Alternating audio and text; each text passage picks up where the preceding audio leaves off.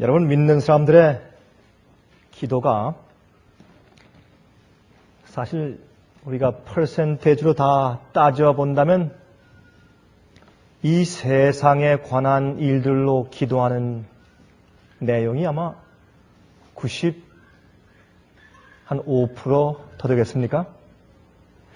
여러분들 짐작이 어떻겠습니까? 우리 그리스도인들이 기도할 때 기도하는 내용이 이 세상에 관한 일들로 기도하는 내용이 훨씬 더 많지 않겠습니까? 훨씬 더 많을 정도가 아니고 아마 대부분 거의 다겠죠. 이 세상의 고통을 피할 수 있게 해주십시오라고 하는 기도가 많겠고, 또 우리 아이들이 이번에 대학 갑니다.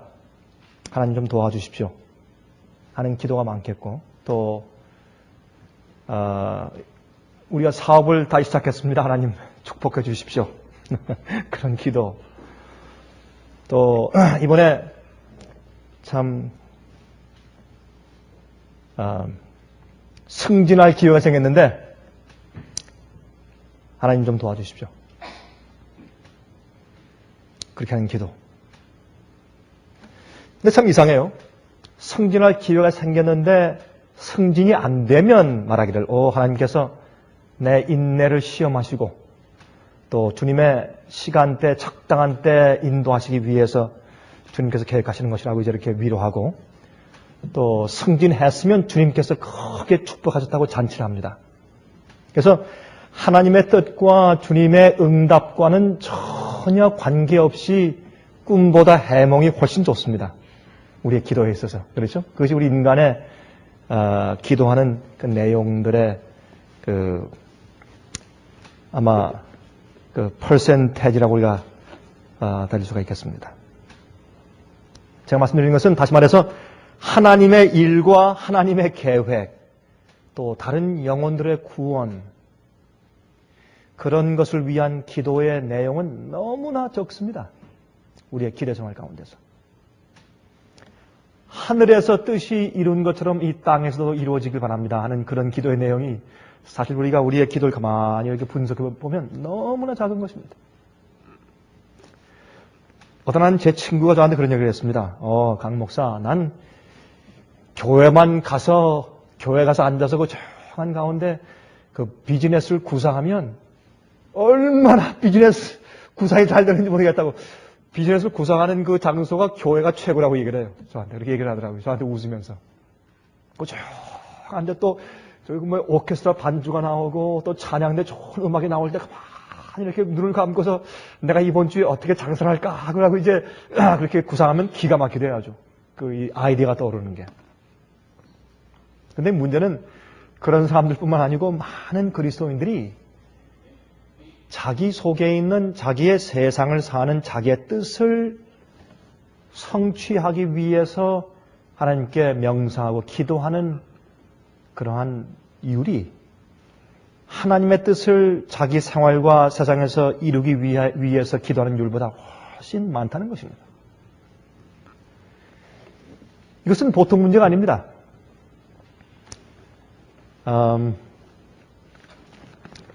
제가 지난번에 한국에서 제가 이제 이 강남에 있는 꽤 아주 잘 산다고 하는 그런 지역에서 목회를 하고 있는 한 장로교에 있는 제 친구 목사를 만나서 대화를 하면서 그 친구 목사가 저한테 이런 얘기를 의미 있게 해주는 것을 제가 지금도 귀담아 듣고 있습니다. 지금은 하나님 뜻대로 살면 교회 운영이 안 되네. 목사의 입에서 그런 얘기가 나오면 그건 참 정말 정직한 얘기죠. 그렇죠? 예. 지금은 하나님의 뜻대로 성경에 있는 말씀대로 교회를 운영하면 교회 운영이 안 되네.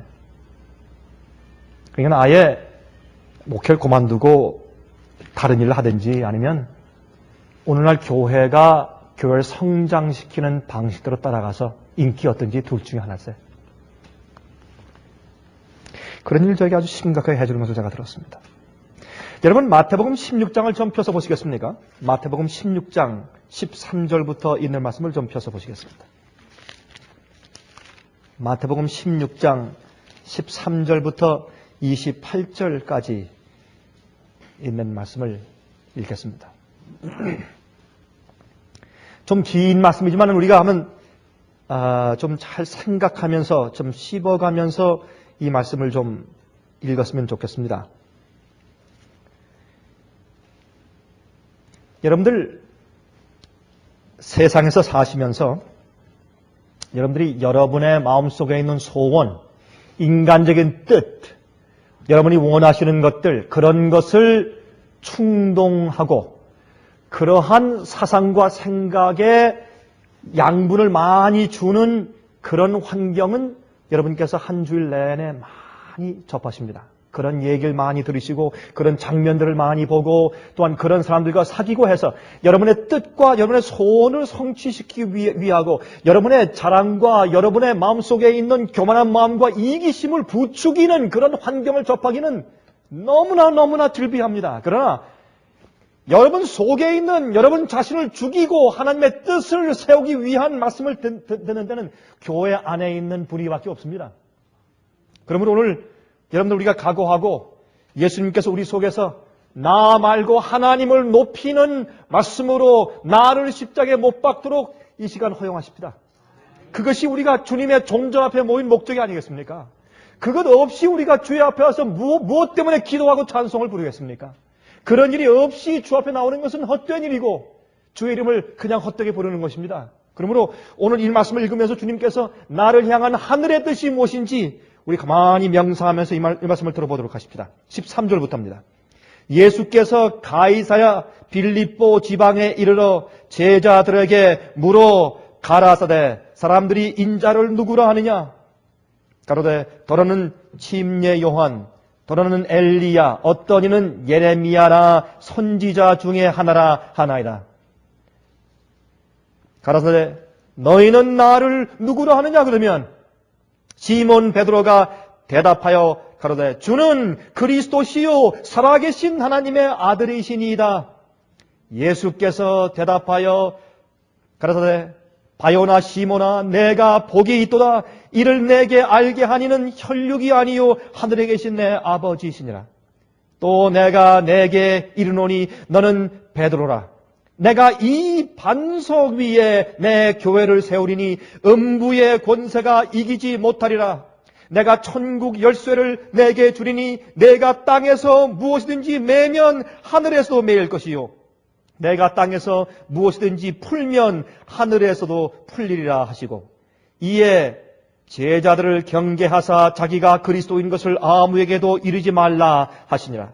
이때로부터 예수 그리스도께서 자기가 예루살렘에 올라가 장로들과 제사장들과 서기관들에게 많은 고난을 받고 죽임을 당하고 제3일에 살아나야 할 것을 제자들에게 비로소 가르치시니 베드로가 예수를 붙들고 간하여 가로되 주여 그리하지 마옵소서. 이 일이 결코 주에게 미치지 아니하리이다.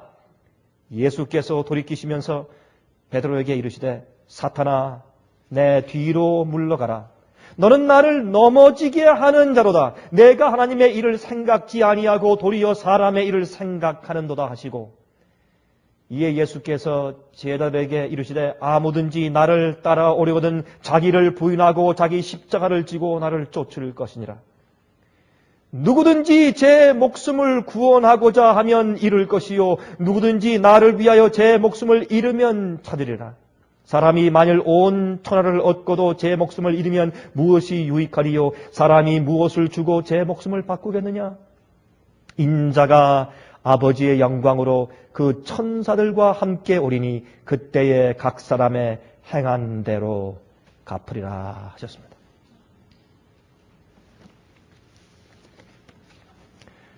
여러분 제가 이 제목을 붙이는데 제 제목이 사탄아 물러가라.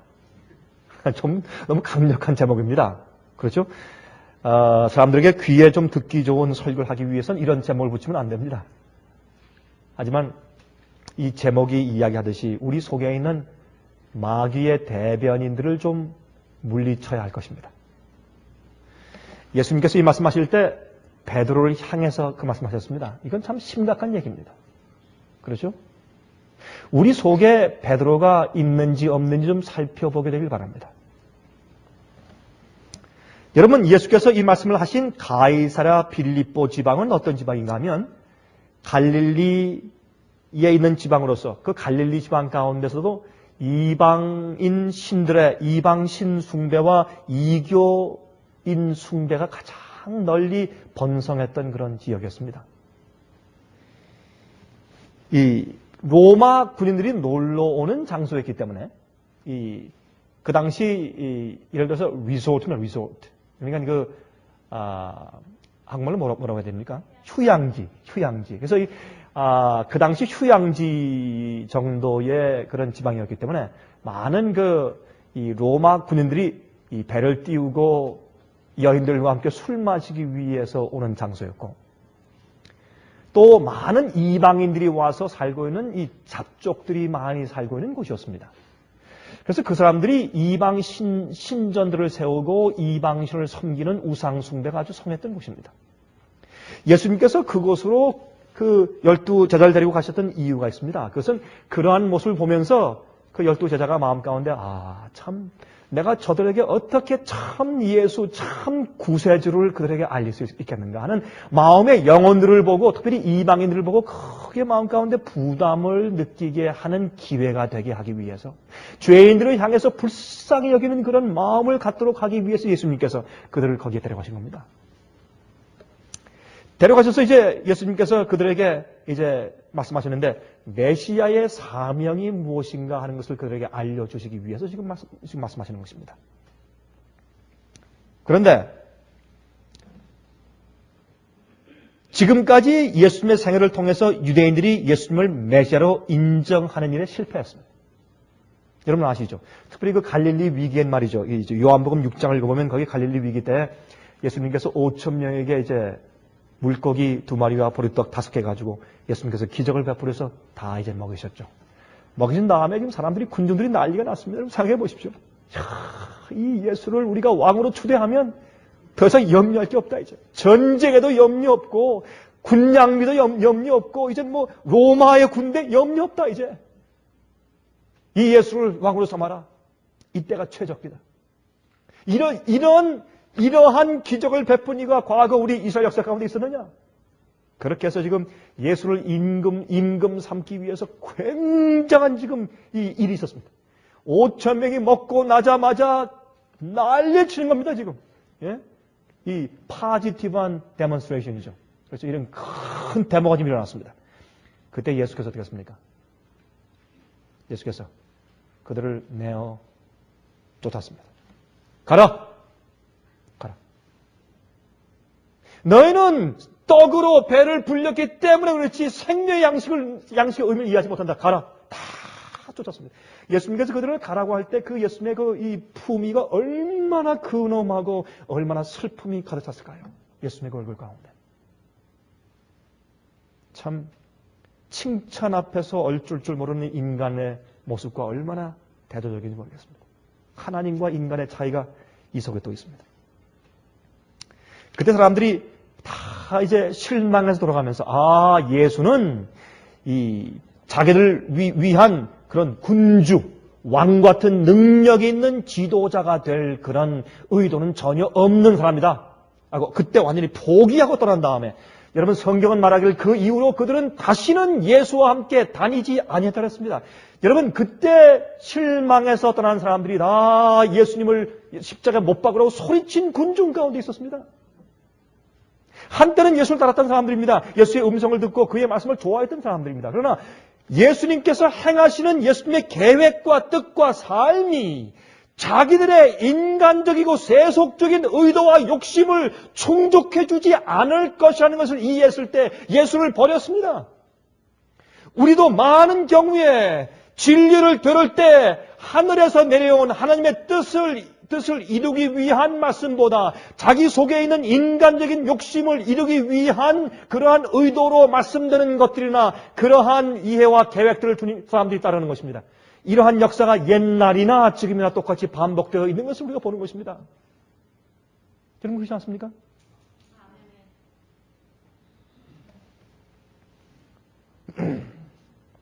이제 예수님께서 보시니까 예수님의 메시아됨을 성경적으로 이해하는 사람들이 거의 없습니다. 그렇게 예수께서 외로우셨습니다. 그때 예수께서 이제 물으시죠. 그들에게. 사람들이 나를 누구라고 하느냐? 사람들이. 그때 이 12제자가 고개들을 푹 떨굽니다. 왜요? 예수님을 메시아로 인정하는 사람들이 별로 없습니다. 그래서 이제 그들이 말합니다. 예, 어떤 사람은요, 예수님 보고요, 침례 요한이 살아났다고 말합니다. 그래. 또, 어떤 사람은 예수님을 엘리야라고 합니다. 엘리야. 그런가. 또, 어떤 사람은 예수님을 눈물의 선지자 예레미야라고 말을 하죠. 그런가. 또, 예수님을 선지자 격으로 보는 것만은 틀림없는 것 같습니다. 그러나 메시아로 보는 사람은 없습니다. 그때 예수께서 말합니다. 이제 질문을 바꾸십니다. 그러면 너희는 나를 누구라고 하느냐?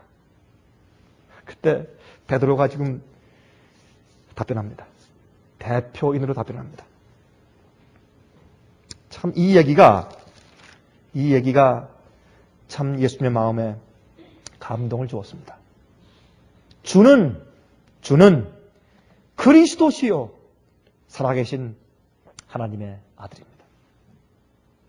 여기에 그리스도란 말은 메시아란 말입니다. 메시아란 말은 히브리 말이고 메시아란 말의 헬라 말의 번역은 그리스도입니다. 그러므로 예수님 당신은 메시아입니다. 그런 뜻입니다. 성경이 예언한 메시아, 하나님의 아들, 우리의 죄를 위해서 이 땅에 오실 바로 그분, 영광의 왕 구세주 메시아입니다. 그러나 거기까지만 이해했지 십자가의 죄를 위해서 희생하시고 돌아가실 고난의 메시아로 그들이 이해하지 못합니다. 거기에 문제가 있었습니다. 그때 예수님께서 말씀하기를 베드로야 너에게 이것을 알게 한 것은 혈육이 아니라 하나님 아버지께서 성령으로 너에게 알게 하셨다. 이것은 성령의 은혜와 감화로만 아는 것이지 그저 인간의 욕심 가지고 알 수가 없다. 참 고맙다. 그렇지만 아직까지 베드로와 지금 나머지 11 제자들의 마음 가운데 메시아의 사명을 전적으로 이해하는 그런 심정이 부족했습니다. 그때 성경을 보면 예수님께서 내가 이 반석 위에 교회를 세우리라. 그때 음부의 권세가 이기지 못할 것이라고 했습니다. 이 반석은 베드로를 말하는 것이 아닙니다. 여러분 로만 카톨릭 교회는 바로 이것을 해석하기를 이 반석은 베드로를 가리켜서 이 반석 위에 교회를 세운다. 그래서 그 베드로를 계승하는 것이 포브의 계승이기 때문에 그래서 교회의 이 교황권의 권위 위에 교회를 세웠다고 하는 그런 성경 해석을 합니다만 그러나 여기에 이 반석할 때 이 반석은 베드로가 아닙니다. 베드로는 페트라. 베드로 이름은 페트라에서 페트라는 조약돌입니다. 조그만 돌입니다. 그런 반석은 성경에서 항상 예수 그리스도가 반석인 것을 우리가 알 수 있습니다. 그리고 여러분 이 반석할 때 예수님께서 내가 지금 나를 그리스도 메시아라고 고백한 바로 너의 그 고백의 반석을 말하는 것입니다. 그 그리스도 예수의 반석을 말하는 것입니다.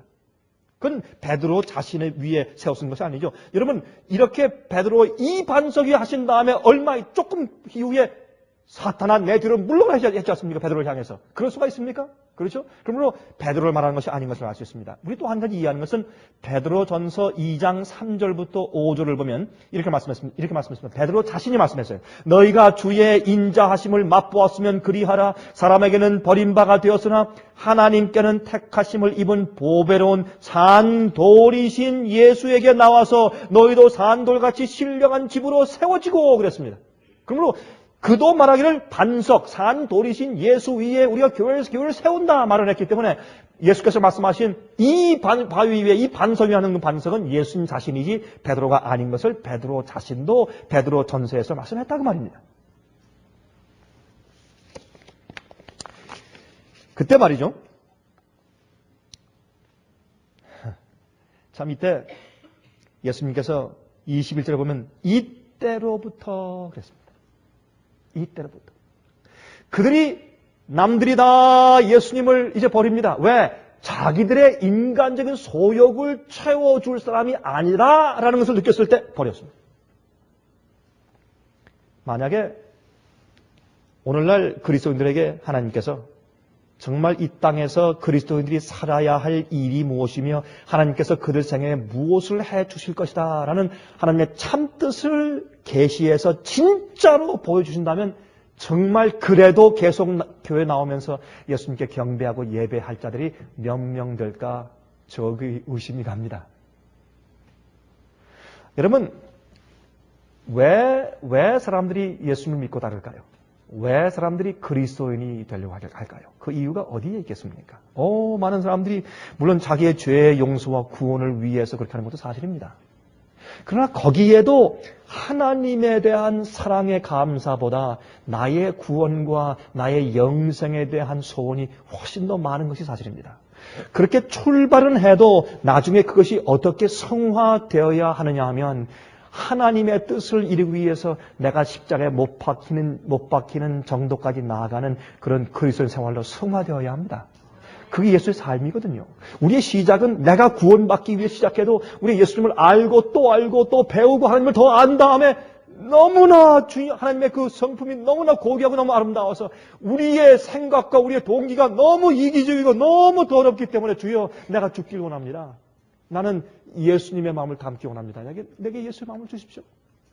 그렇게 점점 우리의 마음이 승화되면서 하나님의 뜻을 이루기 위한 삶이 우리 생활 가운데 이루어져야 되는 것입니다.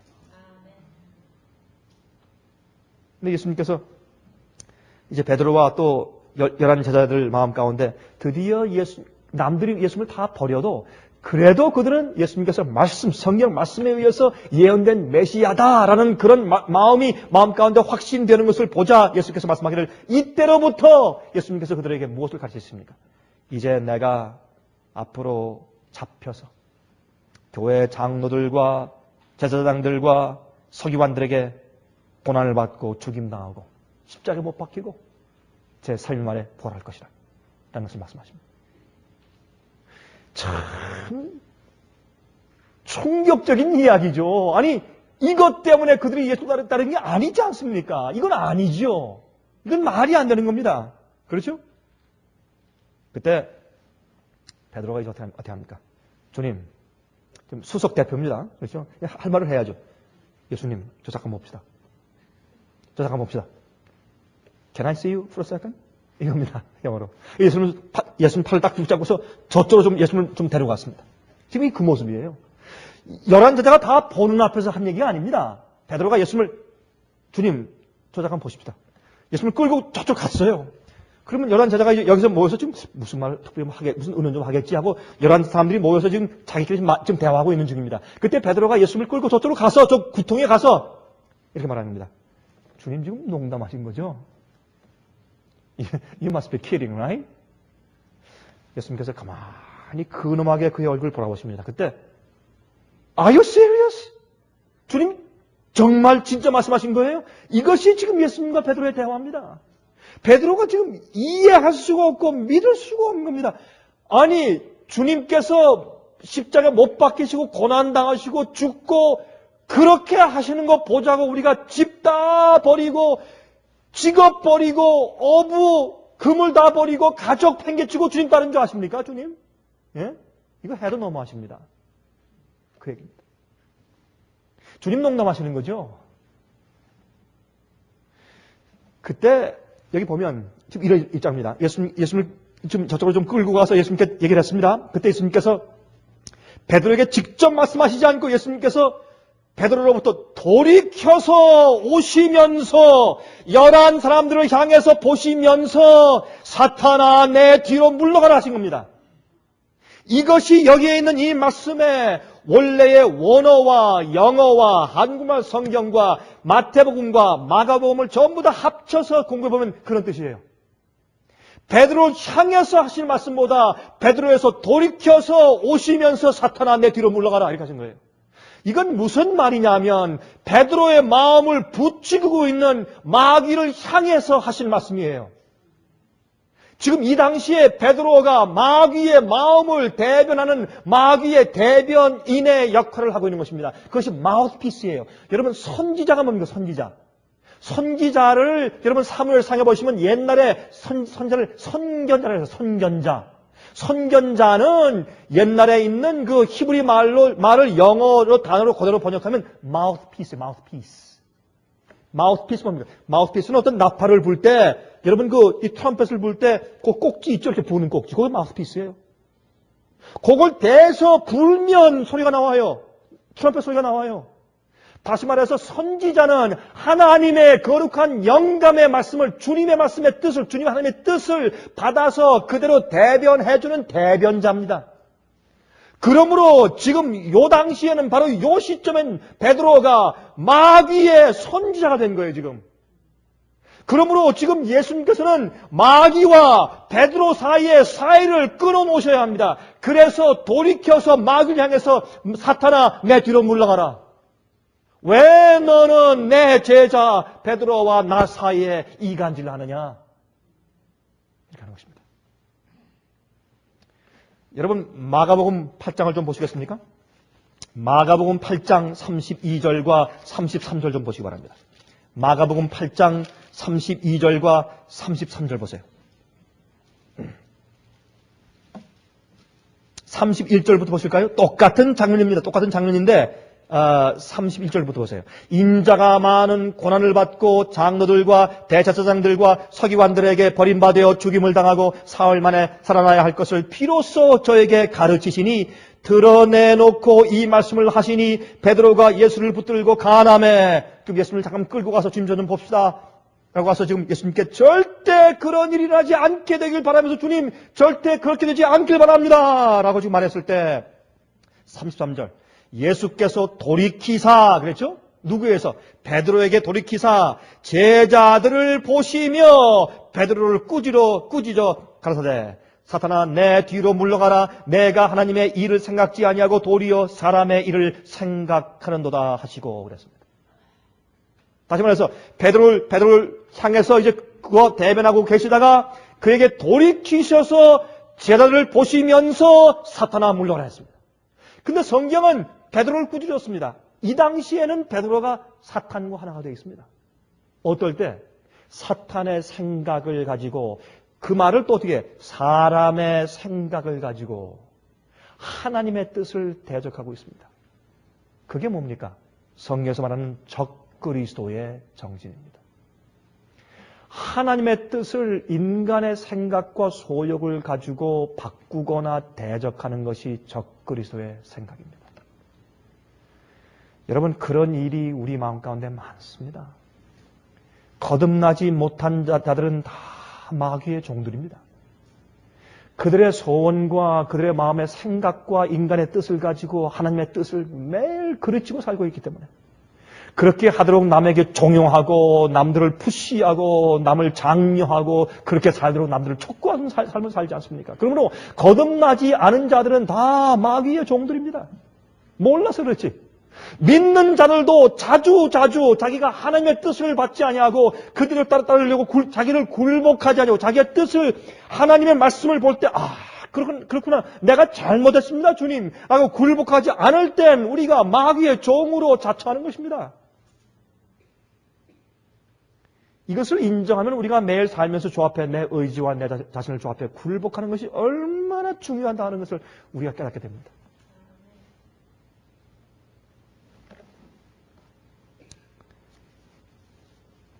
여러분 그 광야의 시험 가운데서 마귀가 예수님 시험할 때 어떻게 했습니까?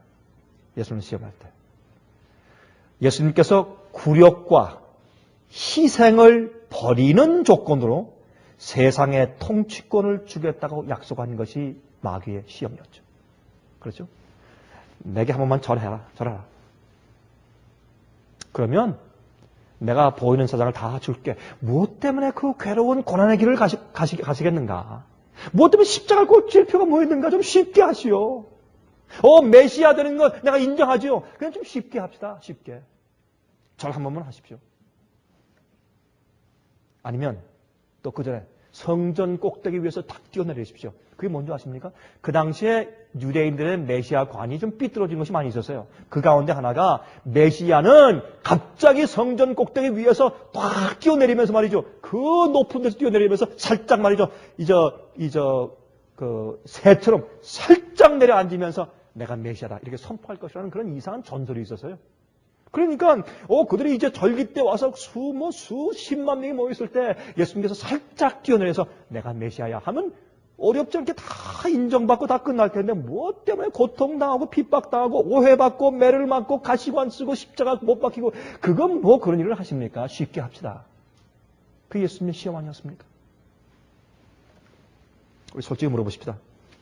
여러분 손 드실 필요 없고 마음속에 답변하십시오. 솔직하게. 여러분 생각 가운데서 그러한 시험이 몇 번 있었습니까? 한 번 있었습니까? 10번 있었습니까? 100번 있었습니까? 수천 번, 만 번 있었죠? 그렇죠? 그 수천 번, 수만 번의 마귀의 시험 속에서 여러분들이 우리 십자가를 지고 우리 자신 부인하고 주님을 따르기로 했던 적이 몇 번입니까? 여러분 기도 가운데서 몇 번입니까? 참, 이 보통 심각한 일이 아닙니다. 우리를 향한 시험도 마찬가지입니다. 우리의 믿는 동기를 드러내시는 겁니다. 여러분 제가 간혹 말씀드리지만 성경 가운데서 제일 먼저 기록된 성경은 창세기가 아니고 욥기서입니다. 욥기서를 제일 먼저 기록해서 우리에게 주신 이유가 있습니다. 그거는 하늘에서 이루어진 이 대쟁투가 선악간의 대쟁투의 이슈가 무엇인가 그것을 깨닫게 하기 위해서 보여주신 겁니다. 그게 욥기서입니다. 모세가 미디안 광야에서 제일 처음 쓴 책이 창세기가 아니라 욥기서입니다. 그러면 욥기서에서 뭘 말해주고 있습니까? 여러분 욥이 왜 하나님을 믿느냐 말입니다. 예? 그 이슈가 욥이 하나님을 믿는 그 이유가 뭐냐 말이에요. 그 이유가 마귀의 곳은 무엇입니까? 하나님이시여. 욥이 하나님을 믿고 주님을 따르는 이유는 간단합니다. 주님께서 그를 축복하시고 또 마귀가 내가 그를 공격하지 못하게 높이 담을 쌓아서 그를 항상 보호해주고 축복을 해주시고 재산 많이 주시고 아들, 딸 많이 낳게 하시고 좋은 부인 얻게 하시고 아주 건강하며 잘 살게 해주시니까 따르는 것이지 그걸 좀 뺏어가 봐보십시오. 금방 주님 저주하고 안 믿을 겁니다. 그것이 마귀의 고소였습니다. 그 고소의 대답은 하나님 자신이 할 수가 없습니다. 그건 인간이 해주어야 합니다. 그래서 그런 시험들이 오늘날에도 있습니다. 앞으로 있는 환난을 통과하는 그리스도인들의 시험이 욥의 시험일 겁니다. 창세 이후로부터 지금까지 있어 본 적이 없는 큰 환난이 올 텐데 그 환난을 통과할 때 하나님께서 모든 사람들의 마음 가운데 그들이 하나님 믿는 참된 동기가 무엇인지 다 드러내시기 위한 환난들이 올 것입니다. 그때요, 욥에게 어떤 일이 생겼습니까? 정말 하나님의 심판 같은 일이 생겼어요. 하늘에서 불이 내려와서요, 종들 태워 죽이죠. 가축 다 태워 죽이죠. 외적이 침입해가지고 말이죠. 다 뺏어가 버리죠. 지붕이 무너져서 아들, 딸들이 거기서 잔치하고 있다가 지붕이 무너져가지고 내려앉아 다 압사당해 죽어버리죠. 이게 하나님의 저주가 아니고 뭡니까? 세상에 이런 일이 어디 있어요? 내가 믿는 내 하나님이 그런 일을 하세요? 하나님께서 하신 일이 아니에요. 마귀가 한 일이지만 주님께서 욥의 그 믿음을 우주 앞에 증거해 보이시고 마귀의 고소가 잘못됐고 하나님이 옳다는 사실을 욥을 통해서 증거하시는 특별한 일이 필요했어요. 하나님의 성품을 보이시기 위해서는 예수께서 오셔서 십자가에 돌아가심을 보이셨습니다. 그러나 우리가 주님을 따르는 이유를 증명하고 보이기 위해서 욥의 증거가 필요한 겁니다. 근데 물론 욥처럼 그런 크기의 그런 디그리의 큰 시련들을 다 당하는 것은 아니지만 그러나 하나의 실례지만은 좀 극단적인 얘기겠지만 그러나 그러한 종류의 그러한 질의 시련들을 우리 모든 그리스도인들이 사실 다 받고 있는 것입니다. 저는 다니면서요, 저는 이 백만장자를 제가 많이 만나봤고, 예? 또 아주 가난한 사람들 많이 만나봤고, 또 중간층들 많이 만나봤고, 자녀들이 없는 사람들 만나봤고, 자녀가 많은 사람 만나봤고, 전 세상에서 각계각층의 별 사람들을 제가 다 만나보았습니다. 근데 그러는 가운데서 한 가지 공통적인 공통 분모가 있는 것을 발견했는데 그것은 이 세상을 살고 있는 어느 누구도 자기가 져야 할 십자가가 없는 사람은 제가 못 봤습니다. 아직도 한 번도 못 봤습니다. 자기가 져야 할 십자가 없는 분이 있으면 지금 한번 손 들어보시겠어요? 솔직히 손 들어보세요. 없는 분, 없은 분이 혹시 제가 모르는 사람이 있을지도 모르니까 한번 손 들어보십시오. 여기도 안 계시네요. 자기가 져야 할 십자가 없는 사람이 이 세상에 한 명도 없어요. 참 이상하다. 한 명도 없습니다. 근데 그 정도가 아닙니다. 하나님께서 정말 우리 속에 주님을 내가 왜 믿는가 하는 것을 아시기 위해서는 앞으로 어려운 일이 생길 것입니다. 예수께서 말씀하기를 사탄아 내 뒤로 물러가라. 왜? 너는 나를 넘어지게 하는다. 지금 베드로가 예수님의 제자 주님을 따르는 사람이지만 뭐래요? 하나님의 뜻을 어그러지게 하고 예수님을 넘어지게 발을 거는 자예요. 여러분, 남들을 유혹해서 넘어지게 하는 사람들은 알코올 중독자가 아니에요. 담배 피고 술 먹고 마음대로 도둑질하는 사람들이 아니에요. 그 사람들은 보고 그 사람들 보고 좋아하고 나도 저렇게 해야 되겠다라고 따라할 사람들 아무도 없어요. 그건 다 알아요. 믿지 않은 사람들도 알고 이방인들도 알아요, 그것을. 그러므로 그것이 사실은 마귀의 대변자들이 아니고 깨끗하게 옷을 입고 넥타이 매고 머리 깨끗하게 빗고 교회에 나오는 사람들이에요. 그 사람들이 마귀의 대변자들이에요. 그러면서 진리대로 살지 않습니다. 그게 마귀의 대변자예요. 그럼 사람들이 어떻게 할까요? 저 사람이 교회 장로인데 교회 장로가 저렇게 하는 거 보니까 나도 이만하면 구원 받겠네. 이렇게 사람들을 멸망시키는 것이 마귀의 계획과 올무입니다. 이게 그 세상에서 가장 무서운 것입니다. 목사가 저 정도니 이만하면 하늘 가겠네. 이것처럼 무서운 기만이 세상에 어디 있습니까? 자, 그러면 마귀가 누굴 사용했어요? 예수 믿는 자를 사용하는 겁니다. 그리고 어떻게 해요? 자, 가만히 보면 서양 사람들과 사는 게 똑같아요. 다를 게 없어요. 같이 싸우고 같이 경쟁하고 같이 사기치고 같이 얼렁뚱땅 이렇게 해서 잘 살아요. 잘 사는데 사는 사람 가만히 보면 저 사람이나 세상에서 안 믿는 사람이 사는 거는 사는 방식이 똑같아요. 근데 그런 분들이 교회 와서는 참 경건해요. 여러분, 이런 얘기는 여러분과 제 자신의 지금 뺨을 치는 얘기예요. 우리 자신에게, 그렇죠? 그러나 이거는 실제입니다. 그런 자들을 사람들이 보면 어떻습니까? 저 사람들 저 생의 빛과 관련 있는 사람들이 아닌가? 저 사람들이 저런 마음 태도와 삶을 사는 거 보니까 이렇게 해도 괜찮겠네. 그것처럼 무서운 기만이 없는 겁니다. 십자가 지기를 거부하는 그리스도인처럼 마귀에게 적당한 매개체가 없습니다. 사실은. 참 두려운 얘기입니다. 그러므로 하나님께서 우리에게 고통이 있게 하시는 이유가 있습니다. 믿는 자들에게 고통이 있는 이유는 여러분과 저로 하여금 세상을 미워하게 만들기 위해서 고통을 주시는 겁니다. 우리가 세상과 세상에 있는 것들을 사랑하지 아니하고 미워하지 않으면 하늘에 들어갈 가능성이 없기 때문에 그렇습니다. 세상과 세상에 있는 것들을 사랑할 때 그 사랑의 뿌리가 하늘에 신비한 것들을 다 없애버려요. 그래서 하나님께서 우리 세상에 믿는 자들도 악인들과 똑같이 고통을 당하게 하시는 겁니다.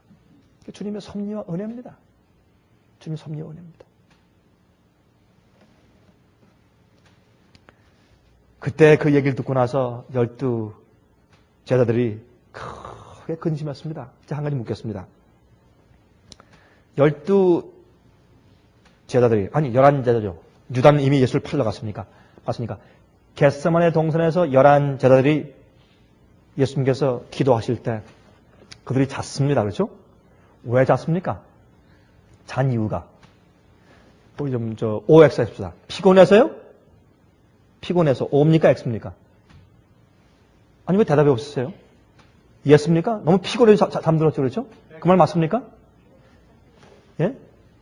X입니다. 여러분 X. 여러분 성경을 똑바로 읽으셔야 돼요. 성경을 그렇게 말하지 않아요. 그들이 피곤해서 잠들었다고 말하지 않습니다. 보세요. 그게 우리가 성경을 읽을 때 우리가 그렇게 자꾸 생각해서 읽는 것이죠. 그렇죠? 보십시다. 누가복음 22장 보세요. 누가복음 22장 45절, 46절 보세요.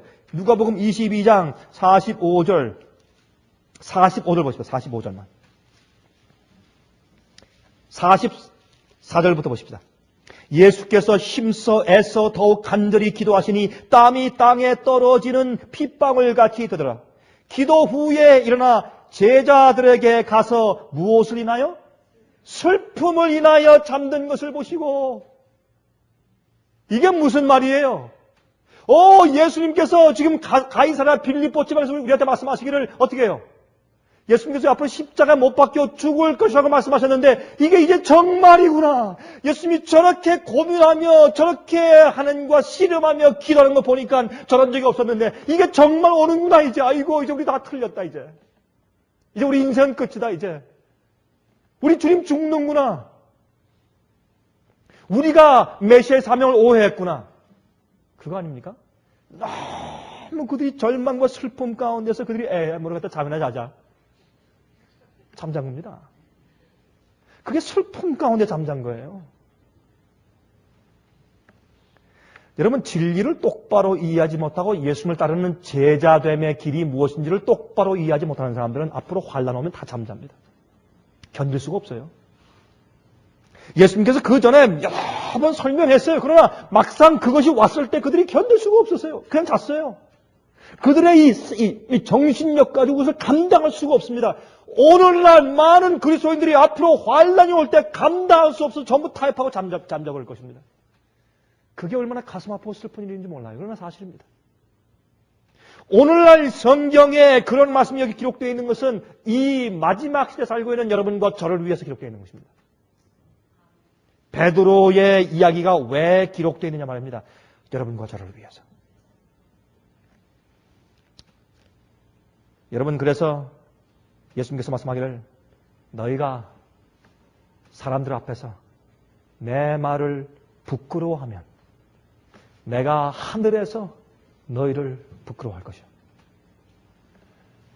너희가 사람들 앞에서 내 말을 부끄러워하지 아니하면 내가 천천만만 천사의 영광으로 올 때 너희가 행한 대로 내가 갚아줄게.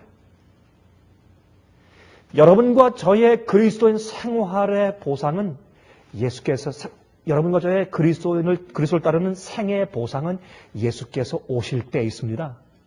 이 세상에 있는 것이 아닙니다. 부지런하게 살고 일하면 악인에게도 축복이 있고 의인에게도 축복이 있어요. 그건 똑같습니다. 예수를 믿는다고 악인들에게는 축복이 없고 의인만 축복해주면 그건 말이 안 됩니다. 그것은 부정직한 것이에요. 하나님은 그런 분이 아닙니다. 공부를 열심히 하면은 악인이나 주님 믿는 사람이나 믿지 않는 사람이나 똑같이 점수가 잘 나옵니다. 그게 이 세상에서 주님께서 축복하시는 주님의 법칙입니다. 주님께서 악인과 의인에게 똑같이 비를 주시고 햇빛을 주시는 것입니다. 그게 인과 보응의 법칙이에요.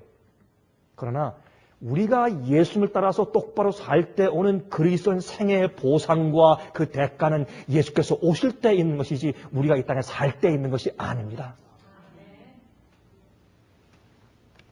여러분 제가요 한 번은 한국에서 말이죠.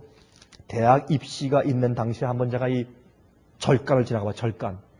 여러분 저기 강남에 가면 봉은사라고 하는 큰 절이 있어요. 그게 이제 무역센터에 있는 그 코엑스 빌딩 바로 앞에 있으니까 뭐 아주 번화한 그런 이 강남시 한복판에 있는 절간이죠. 그 절의 그 값이 어마어마한 값이죠. 그 땅값만 해도 굉장한 그 절이 거기 있어요. 여러분 그 앞에 이제 대학 입시 때 앞에 지나가면 차가 지나갈 수가 없어요. 너무 차가 밀리고 사람들이 메어지기 때문에 거기 와서 이제 이 100배, 1000배 절한다고. 어떤 부모들은 와서 밤새도록 1000배 절을 해요. 내 아들, 딸 붙게 해달라고. 그럼 그거 하고 그리스도인들이 주님 앞에 기도하는 거하고 뭐가 차이가 있어요? 여러분이 잘 기억하십시오. 오늘날 그리스도인들이 하나님 믿는 게 아니에요. 자기를 믿어요. 하나님 믿는 하나님의 뜻대로 살려고 하는 것이 아니라 자기 뜻을 이루기 위해서 몸부림을 쳐요. 이것은 옛날 이방인들이 이방신에게 하나님의 신의 분노, 진노를 없애고 축복을 얻기 위해서 재물을 가지고 이방 신전 위에서 재물을 드리고 심지어는 자기 아기를 죽여서 불 위에 던져서 바치는 그런 예식한 정신과 똑같은 정신입니다. 그래서 성경은 타락한 교회를 바벨론이라고 부르는 겁니다. 바벨론. 혼잡하게 이교의 정신과 기독교의 정신이 짬뽕되어 있단 말이에요. 그게 바벨론이에요. 여러분, 이런 얘기는 참 하기 어려운 얘기지만 이게 사실입니다. 여러분, 이런 얘기를 하면 인기를 얻을 수가 없어요. 이런 얘기를 하면 그런 얘기를 가지고 이런 얘기를 설교하면 교회가 성장할 수가 없습니다.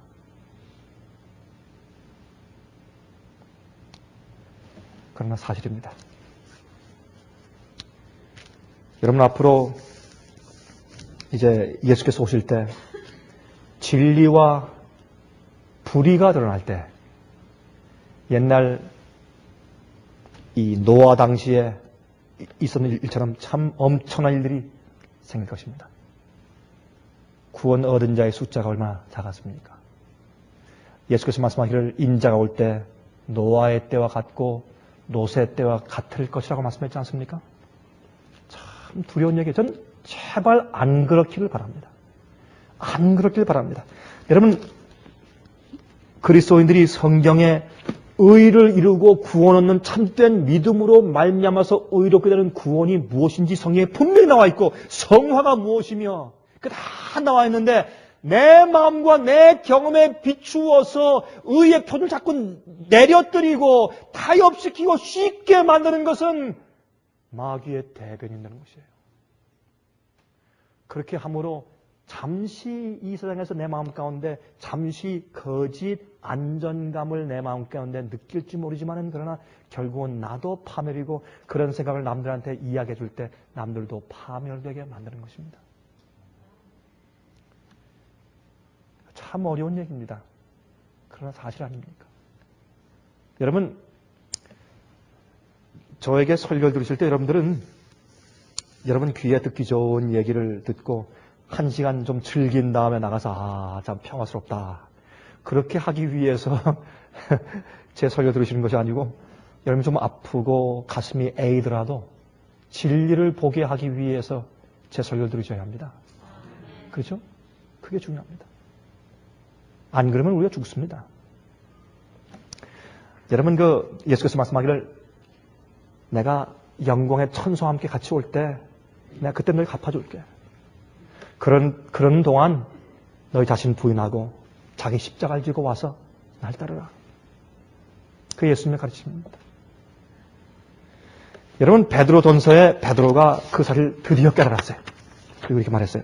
베드로전서 4장 12절 13절에 말씀하기를 사랑하는 자들아 너희를 시련하려고 오는 불시험을 이상한 일 당하는 것 같이 이상히 여기지 말고 오직 너희가 그리스도의 고난에 참여하는 것으로 즐거워하라. 이는 그의 영광을 나타내실 때에 너희로 즐거워하고 기뻐하게 하려 함이라. 뭐라 그랬습니까? 너희가 이 땅에서 주님 위해서 고난당하나 염려하지 말라. 왜? 예수님께서 언제 영광으로 이 땅에 오실 때에 그때 너희로 즐거워하고 기뻐하게 하기 위해서 그랬습니다.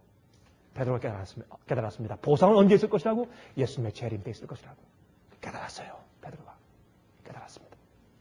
베드로는 이 땅 위에서 예수님을 메시아로 따르고 이제 추종하고 그를 높였기 때문에 자기가 좌의정 아니면 우의정 되는 것으로 착각했어요. 예수님 따르는 보상과 공로와 축복이 이 땅에서 자기의 충족히 이룰 것이라고 생각했습니다. 그런 것이 아니었습니다.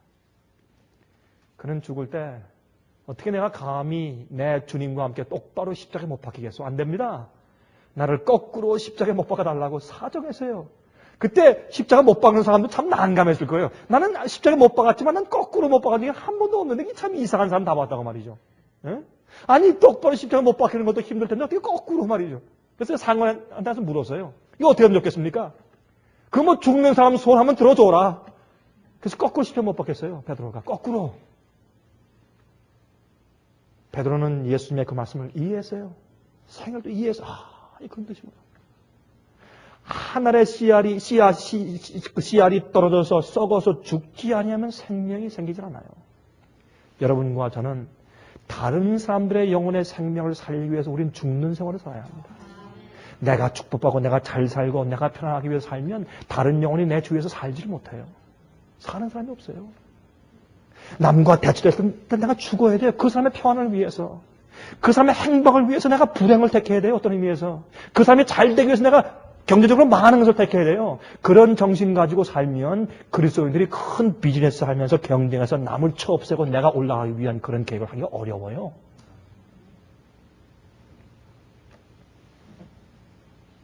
제가 한 가지 얘기를 하고 마치겠습니다. 여러분, 제 얘기를 이제 좀 듣고 나니까 마음이 좀 무거우십니까? 마음이 무거우세요?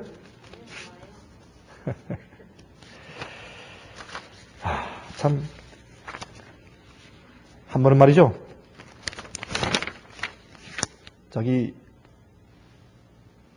이, 필라델피아, 피츠버그죠. 피츠버그의 필라델피아의, 펜실베니아 주에 있는, 피츠버그 시에, 필라델피아가 아니고 펜실베니아 주에 있는 피츠버그 시에 말이죠.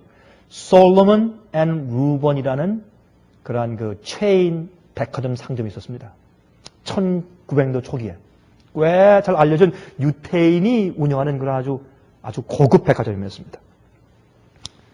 거기에 둘째 아들이 있었는데 그 사장의 둘째 아들이 모리스 루번 씨였습니다. 모리스 루번. 이 사람은 큰 백화점 한 상점의 책임자로 지금 일하고 있었습니다. 자기 아버지가 사장이니까. 이제 자기 형은 총책임자고. 근데 그 비즈니스에서 말이죠. 한 고용인 가운데서, 자기 백화점 가운데 한 고용인 가운데서 물품 구입 담당을 맡고 있는 한 부장의 생활을 보고 감동을 받았습니다. 근데 이 모리스 루번은 물론 유태인이죠. 유대인입니다. 유대교를 나오고 이제 C라고 공회장을 나가는 사람이었죠. 근데 너무 그 사람이 행복해요. 그래서 이제 이 모리스가 물었습니다. 자네는 태어날 때부터 해피하게 태어났는가? 그 물으니까 그때 그 사람 대답이 아닙니다. 아닙니다. 사장님. 전 두 번째 태어날 때부터 해피하게 되었습니다. 그게 무슨 말인가? 제가 다시 중생에서 예수 믿고 태어났을 때 제가 해피하게 태어났습니다. 그러면서 하는 얘기가 사실 저는 처음 첫 번째 태어났을 때는 사장님보다 훨씬 더 불행하게 태어났습니다. 그런데 제가 두 번째 태어났을 때 정말 해피하게 되었습니다. 그 얘기를 듣고 가만히 들으니까 깊은 감동이 생겼어요. 난 이거 돈이 많고 난 이 큰 갑부의 둘째 아들인데 난 행복하지 못한데 어떻게 저 친구는 저렇게 행복할까? 알고 보니까 그 사람이 교인이고 예수를 믿는 사람이에요. 그리고 성경을 보아요. 성경을. 그래서 나도 좀 성경을 좀 봐야 되겠다. 그래서 이제 집에 가서 성경을 펴서 성경을 읽는데 가만히 성경을 읽다 보니까 거의 이런 말씀이었어요. 나는 길이요 진리요 생명이니 나로 말미암지 않고는 아무도 아버지께로 올 자가 없느니라. 예수가 길이요 생명이라. 가만히 보니까 예수를 믿는 사람들 또 예수를 믿고서 교회 시작한 초대교회 교인들 보니까 거의 다 유대인들이에요. 나는 이방인 줄 알았더니 다 유대인들이네. 성경을 못 깨달았어요. 그렇구나. 베드로도 유대인이고 요한도 유대인이고 사도 바울도 유대인이었네. 나도 유대인인데 예수를 믿어도 괜찮구나 하는 마음을 갖게 됐어요. 그리고 가만히 보니까 거기 부자 법관 얘기가 나옵니다. 부자 법관 얘기가 무슨 얘기입니까? 부자 법관이 와서 예수님께 와서 말이죠. 내가 어떻게 하면 영생을 얻을 수 있겠습니까? 라고 말할 때 예수께서 계명을 지키라. 예수님 난 계명을 어릴 때부터 다 지켰습니다. 주님 또 없습니까? 뭐 할 거? 예수께서 그를 사랑하시면서 보시기를 너에게 오히려 한 가지 부족한 것이 있으니 내가 가지고 있는 것을 다 팔아 가난한 사람에게 주고 와서 나를 쫓으라. 여러분 이 얘기를 하니까 제가 미국 교회에서 제가 이 설교를 하니까 한 분이 아마 그분이 돈이 좀 있는 모양이에요. 저한테 돌아와서 하는 얘기가 패스터 康, 나는 항상 이 얘기를 들을 때마다 내 마음 가운데 궁금증이 있고 내 마음 가운데 불안감이 있는데 이게 옛날 예수님께서 부자 법관에게 말씀하실 때하고 지금하고 이 말씀의 그 내용이 그대로 적용됩니까? 라고 물어요. 제가 그랬어요. 그 사람 제가 똑바로 쳐다보면서 Yes, brother, yes. 그러니까 그 사람이 거의 충격받고 기절할 것 같아요. 제가 얼굴 보니까 막 얼굴이 빨개져야죠. 제가 설명했어요. 그런데 형제에게 예수님께서 지금 다 팔아서 가난한 사람에게 주고 와서 날 쫓으라고 지금 말씀하지 않는 이유가 있다. 그거는 형제에게 있어서 당신이 가지는 재산이 하나님께 충성하고 주님을 신뢰하고 따라가지 못하게 막는 우상이 아니니까 그냥 내버려 두시고 주시는 것이지, 만약에 그것 때문에 당신이 주님의 계명을 지키지 않거나 주의 질대로 믿지 않거나 주님을 따르지 못하게 막는다면 주님께서 당장 그 똑같은 원칙을 지금 적용해서 너 돈 다 갖다 팔아서 가난한 사람 다 주고 와서 나 쫓아, 그렇게 당장 말씀하실 거다. 당장 말씀하실 것이다. 몇 분 남았습니까? 예. 시간이 조금 있어야 제가 이 얘기를 끝날 수 있겠습니다. 그 얘기를, 그래서 이제 이 사람이, 모리스가 그 얘기를 듣고 나서, 그 말씀을 읽고 나서 마음껏 깊이 감동받았습니다. 아, 내가 하나님을 섬긴다고 하고 내가 공회당 다니지만, 그러나 내 마음 가운데 사실 보니까, 아, 진짜로 내가 내 재물을 섬기는 것이지 하나님 섬기는 것이 아니다. 그걸 느끼게 되었어요. 그래서 내 마음 가운데 구원의 즐거움이 없구나. 그걸 깨닫게 되었어요. 그런 유대인이지만은. 그래서 이제 형한테 갔습니다. 형님, 사표 내겠습니다. 사표 써서 냈습니다. Resignation. 정신 나갔어? 왜 그래? 저 앞으로 종교를 바꾸기로 했습니다. 종교? 그러니까 자유주의 유대교에서 보수주의 정통파 유대교로 바꾸겠다고. 아, 좋아. 그건 좋아. 뭐 난 좀 자유주의면 넌 그렇게 해라. 좋다. 그게 아닙니다. 그럼 무슨 종교? 기독교예요. 너 지금 정신 나갔지? 아닙니다. 너 아버지가 유대교에서 기독교인 되면 너를 완전히 제적시키고 유산도 절대 1푼도 남겨둘 수 없고 너 그거 다 알지? 압니다. 아무리 설득해도 이제 동생의 말을 안 듣는 겁니다. 형이 이렇게 말했어요. 좋다. 나는 아버지처럼 안 하겠다. 나는 너에게 그 당시 내가 100만 불 줄게. 큰 돈이었습니다. 100만 불 줄 테니까 가지고 가서 제발 여기 뉴욕 살지 말고, 아니 피츠버그 살지 말고 제발 저 몬타나 주저 시골에 저시로 도망가서 큰 별장 짓고 가서 너 혼자 예수 잘 믿고 잘 살아봐라. 그리고 우리 가까이 절대 오지 마라. 평생 오지 마라. 창피하다 우리 가문이. 가라. 그때 하는 얘기가 아닙니다. 형님. 전 예수를 믿을 것이고 또 한 가지 주님께서 제 마음가운데 부담을 주신 것은 이곳에 있는 내 형제들, 내 유대인들에게 예수님이 참 메시아고 구세주인 것을 알게 하라고 내게 말씀하셨습니다. 난 그 일을 해야 합니다. 그게 내 사명입니다. 내가 태어난 이유입니다. 너 정신 나갔구나. 경찰을 불렀어요. 붙잡아서 감옥에 쳐넣었어요. 이유가 뭡니까? 정신병자. 정신병자라 와서 형을 지금 막 협박했다. 그 말이에요. 정신병자라 와서 협박했다. 그래서 감옥에 집어넣었어요. 기가 막히죠? 하루아침에 예수를 믿기 때문에 정신병자 돼서 지금 악한 범죄, 죄수들이 있는 곳에 지금 29명과 함께 지금 감옥에 갇혀 있어요. 기가 막히는 겁니다, 지금. 지금 그 감옥에서 기도했습니다. 하나님이시여, 내가 주님을 믿는 그 이유 때문에 내가 주님께서 십자가를 지고 따라오고 했기 때문에 내가 십자가 지고 따라왔더니 이 결과가 이것입니까? 내가 정신병자로 지금 감옥에 갇혀 있습니다. 그때 성령께서 그의 마음 가운데 이렇게 말씀하셨대요. 이 대목을 제가 읽고 나서 참 감동을 받았어요. 이게 실제 얘기이기 때문에. 저는 설교할 때, 이야기할 때 실제 있었던 얘기 아니면 별로 잘 안 합니다. 거의 다 전 99% 실제 있었던 얘기만 하길 원합니다. 꿈인 이야기 아니니까. 이때 성령께서 말씀하기를 이렇게 말씀했습니다. 예수님의 음성이 들렸습니다. 모리스야, 나만 홀로 십자가를 져야 하고 너에겐 아무 상관이 없단 말이냐?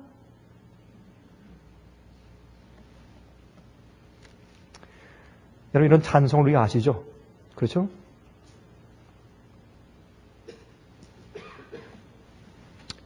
주님만 십자가 지고 나 아무 관계 없는가? 그때 그 말씀을 듣고 이 모리스가 크게 마음의 양심의 가책을 느끼고 말하기를 아닙니다. 주님, 모든 사람들도 다 십자가 져야 하며 내게도 주님 위에 질 십자가 있는 것을 내가 인정합니다. 주님 날 용서해 주십시오. 라고 그 받는 고난을 겪기로 그는 결심을 했습니다. 그 후부터 그는 남들 위해서 기도하기 시작했습니다. 6주 후에 재판이 시작됐습니다.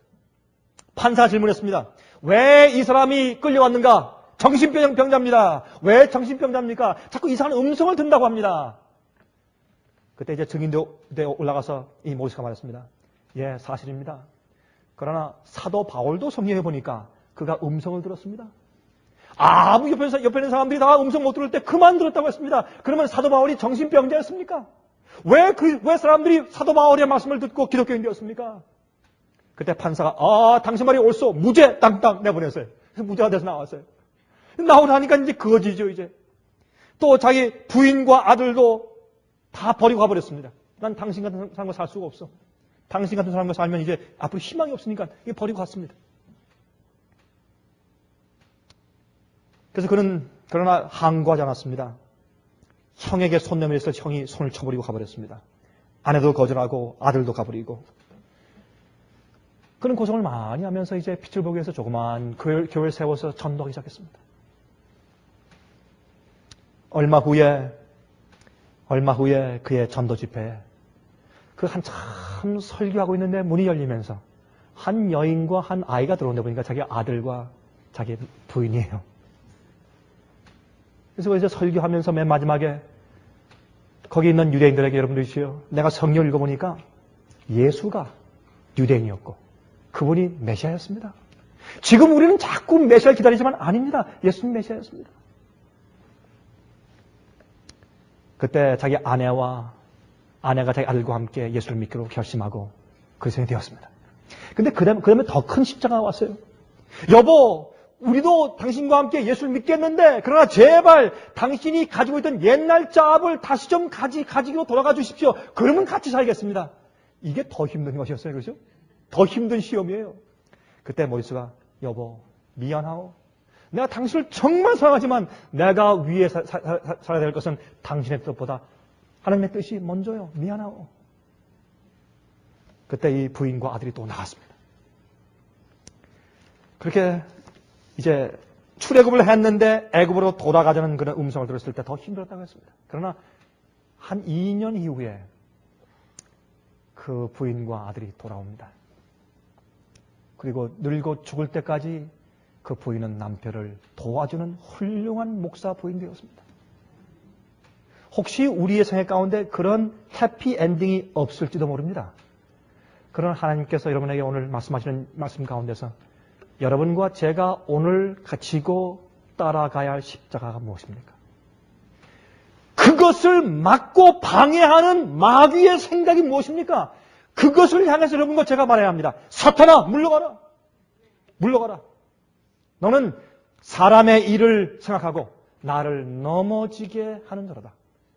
이렇게 하는 사람들이 참 그리스도인입니다. 이렇게 말할 수 있는 용기가 있게 되시기를 간절하게 바랍니다.